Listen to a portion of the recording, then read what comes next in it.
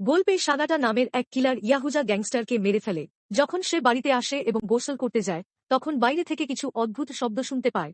যখন সে বাইরে আসে, তখন দেখে যে একটি পুরো গ্যাং তার মেয়ে এবং স্ত্রীকে জিম্মি করে রেখেছে। এই পুরো গ্যাং মুখোশ পড়েছিল, তাই সাগাটা তাদের চিনতে পারেনি। কিন্তু গ্যাং লিডার বলল, তুমি দারুণ কাজ করেছ, ইয়াহুজা গ্যাংকে মেরে ফেলে আমাদের জন্য কাজ সহজ করে দিয়েছ।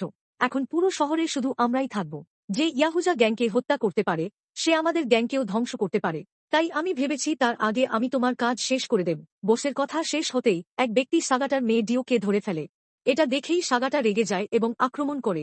তাকে সতর্ক করার জন্য আরেক গ্যাংস্টার টেবিলে গুলি করে, কিন্তু তখনই গ্যাংস্টাররা তাকে মারধর শুরু করে। ডিও তার বাবাকে খারাপ অবস্থায় দেখে কেঁদে উঠে এবং গ্যাংস্টারদের বলে, আমার বাবাকে ছেড়ে দাও। সাগাটার স্ত্রীও কান্না করছিল। তার কান্না গ্যাংস্টারদের বিরক্ত করে তোলে।